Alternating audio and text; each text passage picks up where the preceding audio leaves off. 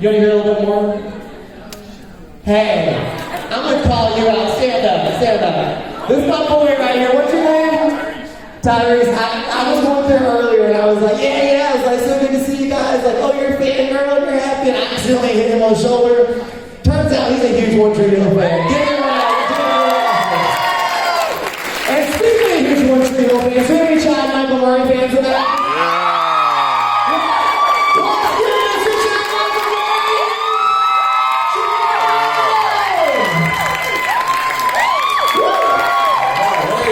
You're literally so excited, you're tripping. Nobody saw that. We all got that. You just about flew through the door, man. Yeah, man. Sorry about that.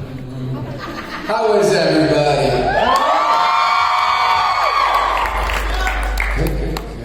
Holy cow, you got a little party going on. We're having a yard sale. Let's make a deal. I got these lithographs. I'll make you a deal, Chad. What's the deal? I'll give me you know, do your phone. Oh yeah, where we going? Where we going? Stay right there.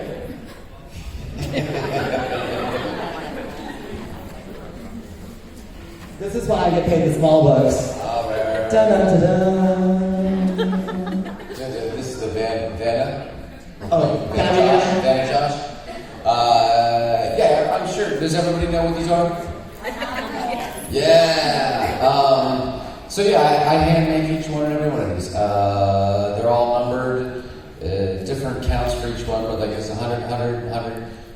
Some are less, some are more. But that's all I do. So I do them in this size. That's all I do. Once they're gone, they're gone. So they're all just limited edition lithographs that I made for the fans. You know, I think it's something cool that I've just not seen done anywhere. And I don't know, I got the idea and I said, you know, I'm gonna make pieces of tree hill art. So they're over in the corner, they're all for sale, they're all over there. There's a lottery, I guess. I don't know how it works. But We got you covered there. to make sure nobody throws elbows or anything. But they're really cool. I hope they end up in your hands and in your heart. Well, speaking of leaving them in your hands, I'm going to leave you guys in his hands, and we got some people who want to ask you some questions. Yeah. And welcome to Raleigh. Yeah, man. Yeah. So, how many shows have we done together? Too many, I think. It's 11, right? I think you said too many when I asked you earlier. I didn't. No, I didn't say that. I'm just kidding. I think 11, right? I think so. Yeah, I think this is the 11th show I've done with Eyecon. I got a confession to make. I told them earlier, I was like, photo ops are going to go pretty fast, but listen, Chad's a talker. And that's why fans love you, man, because you're the true epitome of what a photo op is. You are. Because most people go and it's like, Chad, it's like, Chad, I gotta go, man. I'm just playing. No, we love you, buddy. Thank you for all you do for us. Come on, we had a good time, didn't Did we? you? I'm saying they had a good time, man. I'm not complaining. I'm saying you got the party started. Thanks, man. No, So that's anyway, about I'm gonna leave him with you. I just want to say thanks for always making it fun. it. Easy peasy. Yeah, Easy so- peasy. It's about you guys. It's not about me. It's about you guys. I love you guys. Genuinely. I mean, that's why I like to take my time. That's what this is about. It's not about, you know, I mean, the photo's nice. I enjoy taking photos with each and every one of you, but I think it's always about just a moment that I get to look in your eyes and get to see George here. That's what it's about. That's what it's about for me. I never knew. You know, and a lot of times I've been to cons where, you know, you just see somebody and they'll be signing autographs and they don't even look up. I don't know if you've been to cons where you'll meet somebody and they just sign, they kind of slide forward and you don't even actually even have a moment to look in the artist's eyes. And I was like, okay, that was impersonal. That's not how we roll here at Eyecon. That's right. Yeah.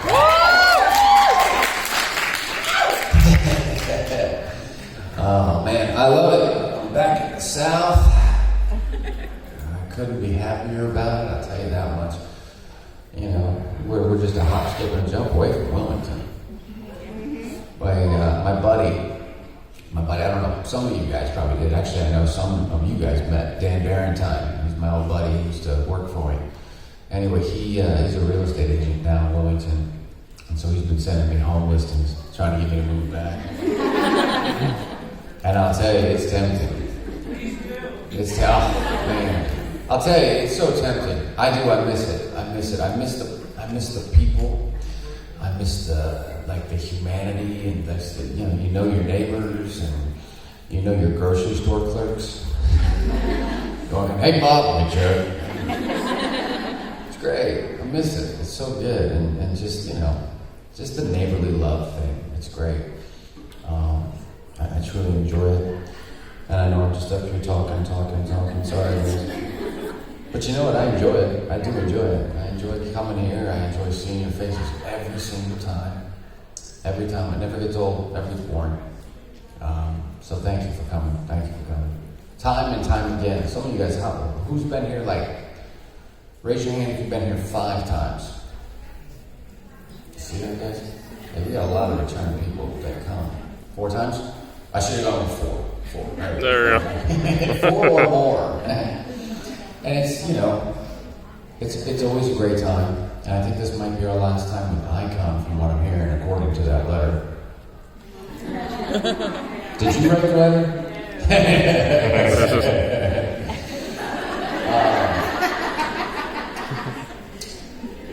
I got to poke fun at something,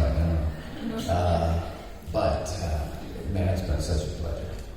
Love coming out and seeing you guys, getting hugs from everybody. So I hope at least I've gotten to fill your hearts with joy just like you have mine. Yeah. Okay. All right, let's get down to brass tacks. So we're doing Q&A. We're going to get some questions and answers. Can you hear me? So your first question is right down the middle in the last row. Hi, Chad. My question is, what do you think Lucas is up to today, and where is he in life? That's really interesting. Okay, actually, this is going to be a total side note before I answer the question. So I am actually currently writing something for you guys. It is a wink and a nod to Trio that I'm working on with Hillary, actually.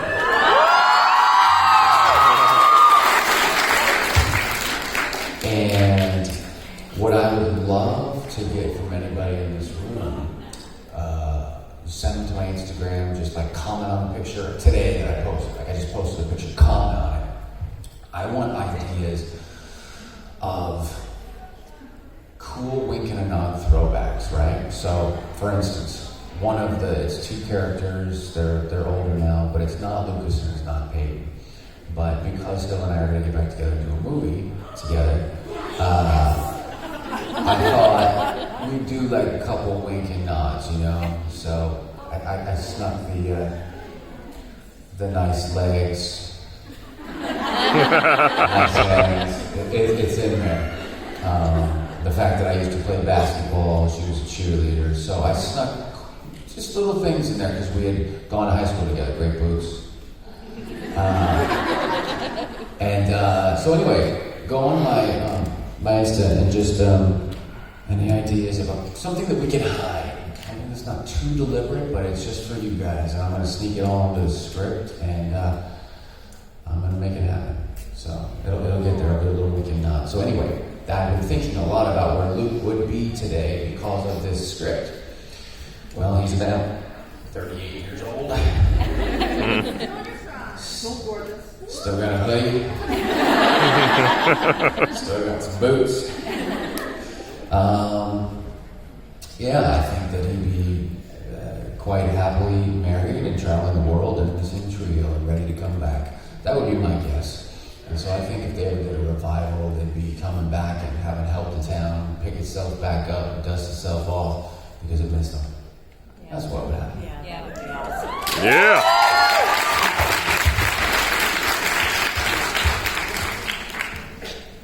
We have another question over here. Thank you. Hey, Chad. Hey, Jason. So, now that this is the 11th con in the world, and it's the end, I just wanted to know, did you ever think that back then when this pilot was happening that this would be that special and it would have such a following? I hoped. I think I hoped. You know, I'd been very blessed before that because I had done. Look how cute she is. She's ready to be a star. She's ready. Put her out on the stage, guys. I hoped. I had done Dawson's Creek and Gilmore Girls before that. Yeah. And so I've been really quite blessed to be on two pretty popular shows. And I guess I just, at that age, had hope that that would continue, right? That you would make something that people loved and identified with, and I had time to grow with those shows, to create a fan base of my own, to bring them to Tree Hill, which was kind of cool. On that show, I was kind of like the old guy, you know, which I wasn't by any means, but I had been at Wilmington before. I had been on a couple shows previous to that. Yeah, here we are, like 15, 16, 17 years later, and it blows my mind every day. It blows my wife's mind every day. We go out and anywhere, and people are, Lucas Scott this, Lucas Scott that. It's true. And she's been in Hollywood for a long time. She's like, I've never seen anything like it. It's cool. It's an unbelievable feeling, and I'm just glad I got to make a lot of people happy. Thank you so much. You're wonderful, and I love you. Your next question in the back. Hey. Hi. What was it like shooting a music video with your friend Michael Ray? Oh man, good old Mike. What a trip. That was fun. I got to play Michael's daddy. Did anyone see the music video? Yeah, so I did my friend and musician, he's a country musician, Michael Ray. If you haven't listened to his music, you should. He's great. And we met a few years back, and we became fast friends. And he was, I think we were like doing a camp or a jog or something in the mountains, and he was like, hey dude, I'm doing a new music video, you want to play my dad? I kind of looked at him thinking, it's a bit of a stretch, bro. Like, not that old. I mean, I know I'm getting up there, but come on. And then once he sent me the story and all the information, I mean, I was blown away. And of course I said yes. I was like, yeah, of course, Michael, you're going to be there in a heartbeat. It's my pleasure. Thank you for even considering it. So let's do it. So it was just fun. Like, we went out and we had a great time all day, just kind of hanging out. I mean, it wasn't like we were working. We were just, two boys goofing off, making a music video. It was fun. It was a really, really good time. It was a great crew. And the song is incredible. So if you haven't heard Michael Ray's new song, check it out. Her World Mind. It's relatable to everybody. Everybody's been through this on some side of it. And so that's what's cool about it. So anyway, check it out. I have a question over here in the back. Oh, hi, I'm Melissa. Hi, Lisa. I just wanted to ask a kind of general question. What's something that makes you laugh the most? The thing that makes me laugh most. Yeah, I mean, I don't know, it's kind of out there. No, I mean, it changes, throughout the years. I like, like something that's made me laugh for years and years and years and years and years, like National Lampoon's Vacation. I love it. Every time. I like 80s comedies. I actually wrote an 80s comedy that I'm trying to shop around right now because it's kind of, you read it. It's goofy, it's ridiculous, it's just that 80s family, great outdoors, vacation style camp comedy. I love those films. It was a simpler time back then. Nowadays it's just low-hanging, gratuitous fruit. I don't find it funny. I think it's like, okay, come on, that's a 12-year-old joke. Let's a little more highbrow, come on. But for me, particularly nowadays, my kids, they make me laugh on a consistent basis. I agree. I have 4. So. Yeah, you know what I'm talking about. I came up last night to I was coming down to say hello to everybody, and I did a water run for the family, and when I come back upstairs, like my son's like jackknifing off the couch on my wife's stomach while they're watching The Grinch. And it's just hysterical. It keeps me laughing all day long. So it's the greatest joy by far. I agree. They are the best. Okay. Your next question is in the left middle. What was your favorite episode of season to film the Witcher Hill? Favorite episode? My favorite episode was a tie between the pilot and season 4 finale. And it's always been that way, and it'll never change, just because there was something so precise about those episodes. They feed into each other, and it's a great beginning and a great end. I felt like that's where kind of the universe of the original show ended. And then we just, continued living and doing that stuff. But for me, those were the two favorites. Got a question over here. Have you watched all 132 episodes that you've been in? No, I haven't. And do you realize my daughter, she's 2, okay, but she'll be probably, we'll probably let her watch it right around like 10, maybe, probably not before then, but I will watch every single one, I guarantee it. she's gonna help me do it. Oh, she's gonna have me through it. When you're shooting it, the hardest part about keeping up with it when we were filming was I was always working when it aired. And back then there was no TiVo. Not in the beginning anyway.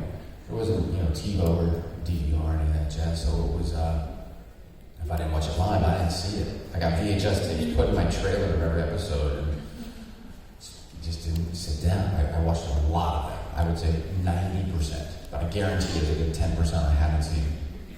It's a good question. I don't think I've ever been asked that. Oh, your next question is right here. Hi, Chad. So what was your favorite part about being part of the Witcher Hill cast? There's a unity, there's a bond there, there's a family dynamic that you see, that every time I walk into a room and I see someone from the cast, you just immediately feel like you're home. It is. It's a very cool thing. And I think a lot of casts have those. So, I see Hillary, and it's just boom, I feel, yeah, okay, good. You go to some event, and you'll be in a room full of all these people that you don't know, but then you see one of your cast members, and next thing you know, you're over in the corner, and one of your cast members going, okay, we're going to be wallflowers over here. No one's going to see us. So there's that aspect for me. But at the end of the day, what I love most of it is just bring me joy. That's why I signed up to do this, 20 years ago. 20 years. Woo. How many people in this room are less than 20 years old? 20 or less. I've been acting as long as you've been alive.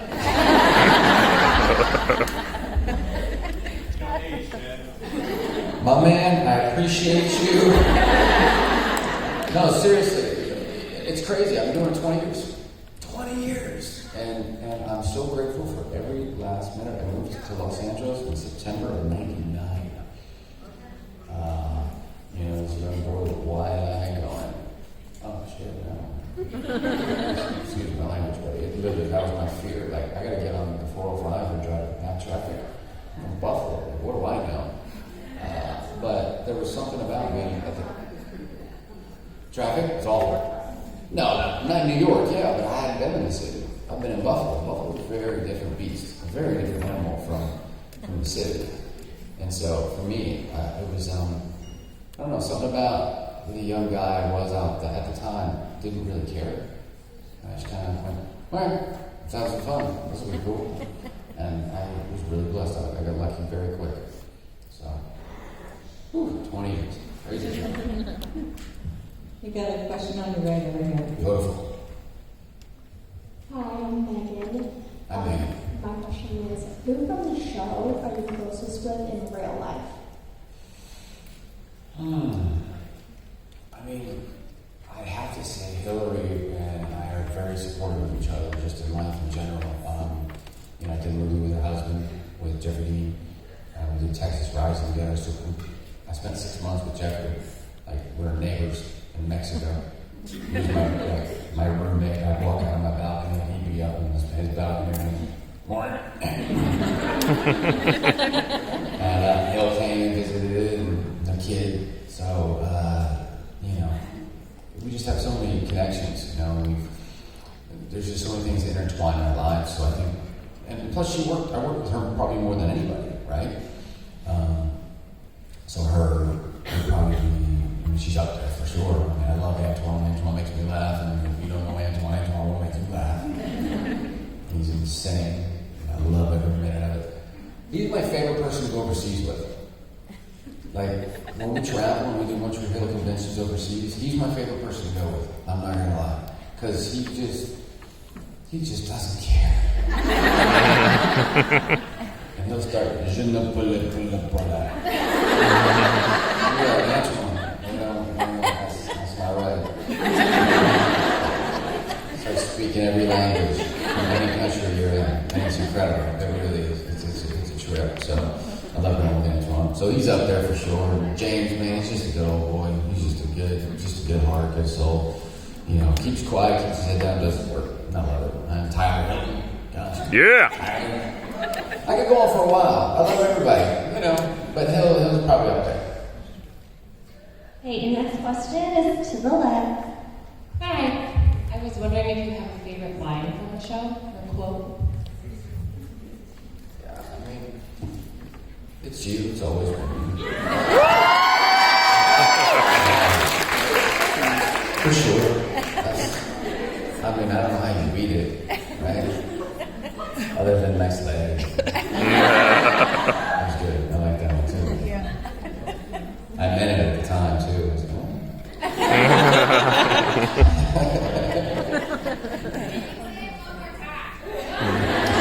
Nope. Mister, which one? It's you? Yes.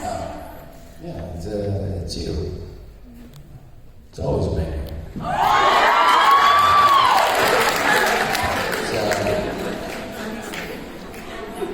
It resonates with you. All right, who's next? Right over here. Big fan, Chad. I know you from Freaky Friday and everything, so. You'll know this, so I got a question. How many shots did it take you to make the game-winning shot for the championship?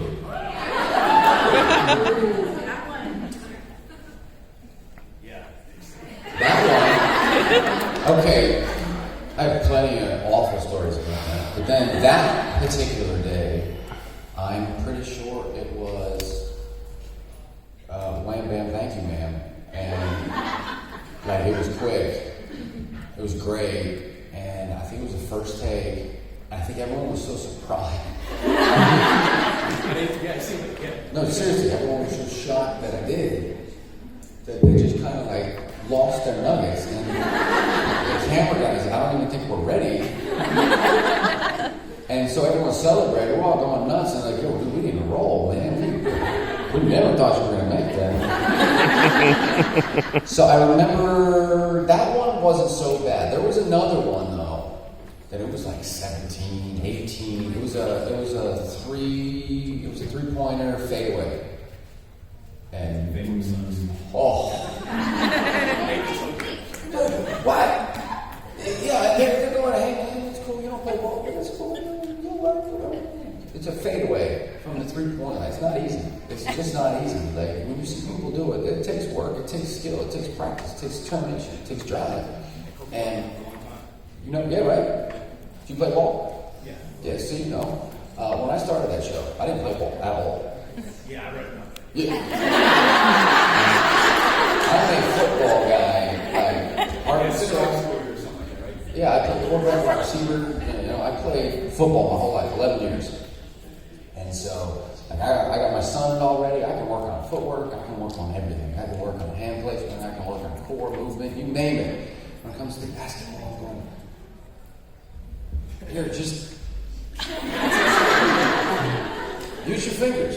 Like, that's literally where I had to start, which was, use your fingers, right? So then we got there, and then it was just kind of Figure eights, all that? Yeah, it was all day long, and we would have to, they wanted me to call my friends every day at noon to do pickup games. Because they said the best way to learn is to just play. for basketball, just play the game. And so that's what I did for like the 3 months before we started shooting the first episode. I was doing games every day, running up and down the court, just playing as much as we could. But the championship game, that was a good day. There was another one that was not so good. That show was my favorite episode. Just put out. The championship? Yeah. Man, it was fun for all of us. Man, we met Omeko before. He came in, signed our jerseys. Here in the Bobcats, right? Their stadium. Hornets, no? Yeah. See, I'm not good. That's how much I know. I got kids, man. I don't know what goes on anymore. Yeah. But man, what a day. And what a huge episode. I remember it took us forever to shoot that stuff. Those were 16, 18-hour days. And we were already seasoned, so we should have been much faster, man. But that's a great question. It was like, we got it early on that one. It was only 5 or 6 probably total takes. It was a good one. To your left in the front. Next question. Hi, Chad. My name's Lauren. Lauren? Hi, Lauren. I was wondering how you think this show's dynamic would have changed if you paid her to stay on the show. That's a good question. I don't know. A few more kids. I've never been asked that question. I don't know. I mean, I feel like our story was told, right? And I felt like to take it any further at that time, I wasn't sure it was the right time. And I think that's a large reason why Hillary and I left was we felt like we were jumping the shark at that point. You're just kind of throwing stuff against the wall and seeing if it sticks. And sometimes you care a lot about something you've invested your heart in, right? For so long, it gets so close to you that you don't want to see that happen. In hindsight, I'm sure it probably would have been great. It probably would have been great. They would have came up with 100 different storylines that would have moved and bewildered everyone, right? And it would have been cool to be a part of it. But I'm still really happy with the outcome because I think Luke and Peyton driving off in the sunset is the way it should have been. They were destined and they wanted to be together. And you knew it. Yeah. You knew it. It was what it was. And so I think there's more stories to be told, potentially. I do think that. And we'll see. We'll see what the world holds. So that's a good question. The next question is in the back on the right. Yeah. I have a question. That was part of Cinderella story. For me, one of the favorite scenes whenever a lot of y'all was the gazebo scene. I was wondering for that when you filmed it, what was the favorite scene shooting with that film? What was my favorite scene of Cinderella story? That movie was just fun. That movie was just fun to make. It was just a ball, man. I mean, I don't know, has anyone seen the new show Mayans? Yes. All right, you know the lead, right? The good-looking dude, J.D. Porto. He's in the Cinderella story. Yeah. Okay. He's my best friend. We were roommates, and so I brought him in that movie, and I was like, "Hey man, you guys got to see my boy to play my best friend." And they loved him, so they brought him in. So the entire time, it was just like, I don't know, it just felt like high school. It was just like friends and no drama. It was the good stuff. It was literally like Hillary and JD and myself and everybody just kind of hanging out and having a good time. So my favorite scene would probably be the football scenes. We actually did more than you actually saw on the day. We kind of did a quick rewrite. We got there and I was supposed to just let the game end and lose. And I said, no. If you're not going to do that, come on, man. And so I changed it to hand the ball off to JD for him to go win the game.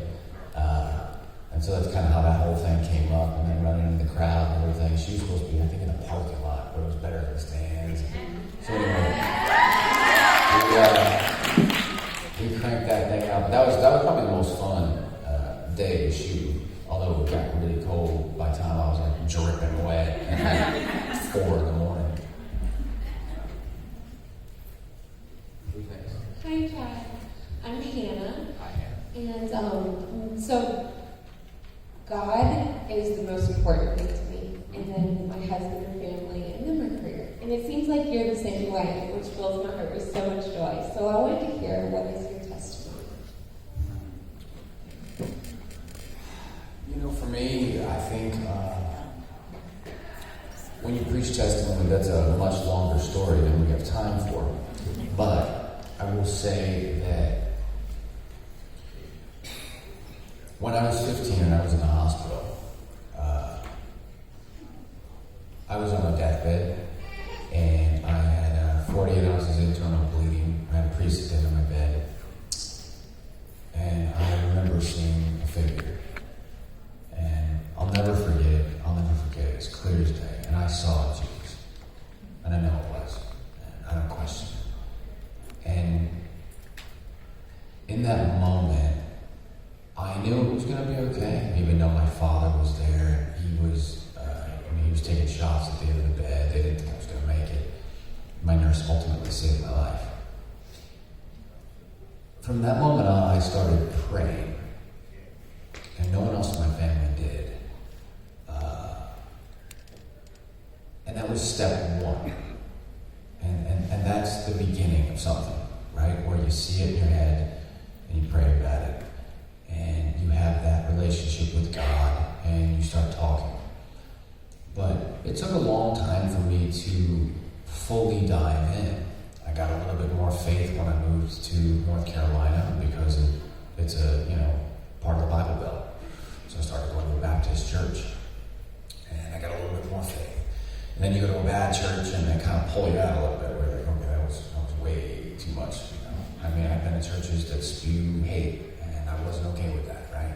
But then I've been to other ones that spew nothing but love. Like my current church is the Rock, and our pastor is Miles McPherson, and he used to play in the NFL, so he speaks my language, and he spews nothing but love and unity, And our church is every race, every color, every person you could possibly think, all in one room, spreading love and joy and just praising God.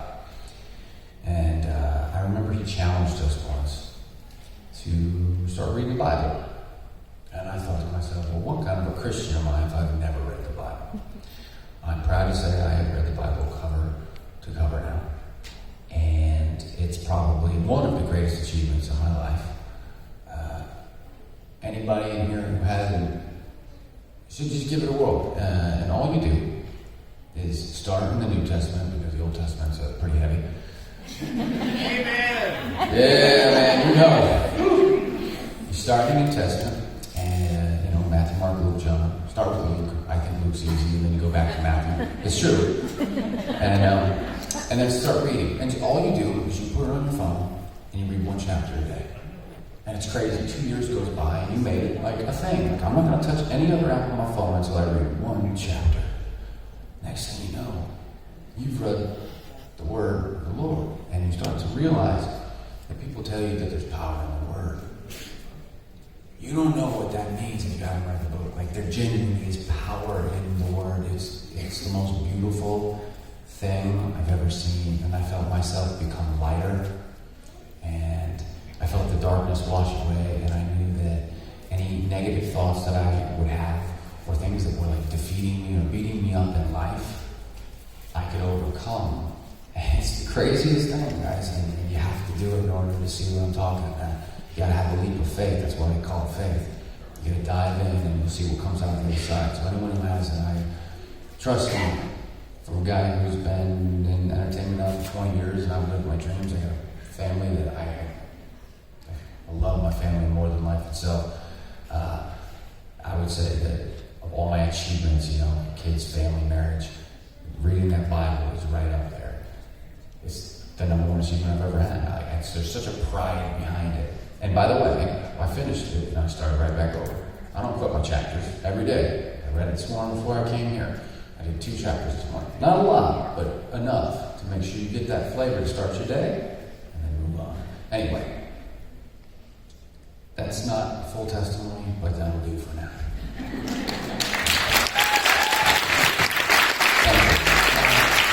Honestly, God, wow, that is like, we were just talking, I was like, I could not think of a better way to like, for like a last panel, like, that's like a perfect answer, man. It's a great question, and most people are afraid of their faith, and don't be.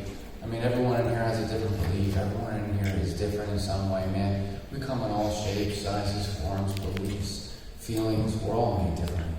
But at the end of the day, I think every single person here wants good. They want good. They want to live a beautiful life. They want to be hugged. They want to be loved. Everybody wants that. And, you know, no matter what your faith is, no matter what it is, I guarantee you that all of it, any God that you do believe in, I guarantee you if you put, you know, Buddha, Muhammad, Jesus all in the same room, they're not going to be squabbling and arguing. They're not going to be saying, this and there would be love. There would be acceptance. There would be unconditional love, without a doubt. And so, for me, Christ is my Savior. I'm grateful for it. The Bible is a beautiful thing. And I'm more and more, I feel more and more blessed every day to come and share my world with you guys and your world with me. Because I get to see all those smiles and the joy that you bring me when we do photos, when we do autographs, when I get hugs.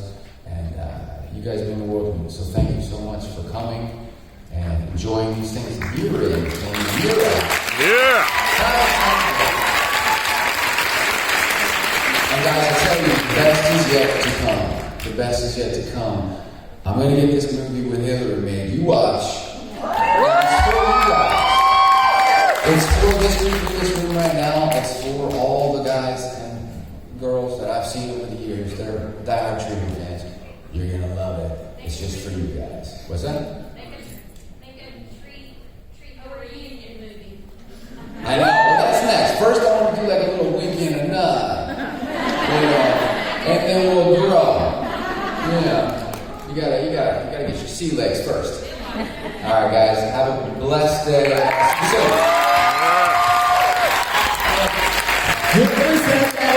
Thank you. Dude, you had a grinder. I remember you're like going. But is that not the perfect answer though? Like in the world we live in today, like. Chad, thank you for that. Like, that was like, he preached. Like, we're going to pass around an offering plate, man. Thank you, Chad. Guys, right there. Anybody else, like, I'm borderline, I'm trying not to cry.